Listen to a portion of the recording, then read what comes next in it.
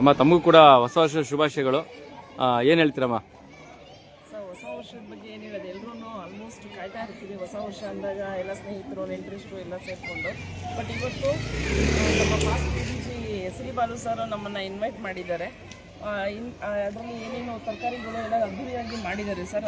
ಈ ಒಂದು ಸಂದರ್ಭದಲ್ಲಿ ಎಲ್ರಿಗೂ ಒಳ್ಳೇದಾಗಲಿ ಅಂತ ಕೇಳಲಿಕ್ಕೆ ಇಷ್ಟಪಡ್ತೀನಿ sir. Thank you very much. ತಾವು ಕೂಡ ಈಗ ನಮ್ಮ ಲಯನ್ ವೆಂಕಟೇಶ್ ಸರ್ ಧರ್ಮಪತ್ನಿ ಆಗಿದ್ರೆ ಇಂದಿರಮ್ಮ ಅವರು ಇಡೀ ಮೈಸೂರು ಜಿಲ್ಲೆಯಲ್ಲಿ ಒಂದು ವಿಶೇಷವಾದಂಥ ಒಂದು ಜವಾಬ್ದಾರಿ ಅಂತಂದರೆ ಒಂದು ಅನಾಥಾಶ್ರಮಕ್ಕೆ 365 ದಿನ ಕೂಡ ತರಕಾರಿ ಕೊಡುವಂಥ ದೊಡ್ಡ ಜವಾಬ್ದಾರಿ ತಮ್ಮ ಕುಟುಂಬ ತಗೊಂಡಿದೆ ಅಂದರೆ ಅದ್ರ ಬಗ್ಗೆ ಒಂದೆರಡು ಮಾತಮ್ಮ. ಸೊ ಅದ್ರ ಬಗ್ಗೆ ನಾನು ವೆಂಕಟೇಶ್ ಅವ್ರ ಬಗ್ಗೆ ಹೇಳೋದಾದರೆ ಹೆಮ್ಮೆ ಪಡ್ತೀನಿ. ಯಾಕೆಂದರೆ ಅವರು ತುಂಬ ಅನೇಕ ಕಾರ್ಯಕ್ರಮಗಳನ್ನ ಅವ್ರು ಮಾಡಿದ್ದಾರೆ. ಅದರಲ್ಲಿ ಅವತ್ತು ಅವ್ರಿಗೆ ಆ ಒಂದು ಅನಾಥಾಶ್ರಮಕ್ಕೆ ಹೋದಾಗ ಅವ್ರಿಗೆ ದೊಡ್ಡಮ್ಮ ಚಿಕ್ಕಮ್ಮ ಅನ್ನೋ ಒಂದು ನೆನಪು ಅವ್ರ ಕಣ್ಣಲ್ಲಿ ನೀರಿತ್ತು. ಸೊ ವರ್ಷ ಪೂರ್ತಿ ತರಕಾರಿ ಕೊಡ್ತೀನಿ ಅಂತ ಹೇಳಿ ಅವರು ಅದಕ್ಕಾಗಿ ನಾನು ವಾರಕ್ಕೊಂದ್ಸಲ ಏನಾಗುತ್ತೆ ನಾನು ತಗೊಂಡೋಗಿ ಅವ್ರಿಗೆ ಬೇರೆ ಒಂದು 2-3 ಅನಾಥಾಶ್ರಮಕ್ಕೆ ಅಂದ್ಕೊಂಡಿದ್ದೀನಿ ಕೊಡಬೇಕು ಅಂದ್ಬಿಟ್ಟು.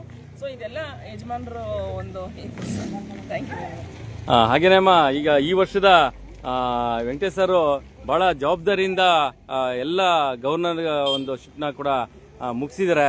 ಮತ್ತೆ ಇಂಟರ್ನ್ಯಾಷನಲ್ ಅವಾರ್ಡ್ ಕೂಡ ತಮಗೆ ಬರ್ತಾ ಇದೆ. ಮುಂದಿನ ದಿನಗಳಲ್ಲಿ ವೆಲ್ಲೂರಲ್ಲಿ ನಿಮಗೆ ಒಂದು ನಿಮ್ಮ ಕುಟುಂಬಕ್ಕೆ ಒಂದು ಇಂಟರ್ನ್ಯಾಷನಲ್ ಅವಾರ್ಡ್ ಕೂಡ ಕೊಡ್ತಾ ಇದ್ದಾರೆ. ಏನು ಅನ್ಸುತ್ತೆ ಅಮ್ಮ ನಿಮ್ಮ ಬಗ್ಗೆ? ಸರ್ ಅದ್ರ ಬಗ್ಗೆ ಹೇಳೋದಾದ್ರೆ ವೆಂಕಟೇಶ್ ಅವರು DG ಆಗಿ ಖಂಡಿತ ಅವರ ಒಂದು ಕರ್ತವ್ಯನ ತುಂಬಾ ಚೆನ್ನಾಗಿ ಮಾಡಿದ್ದಾರೆ.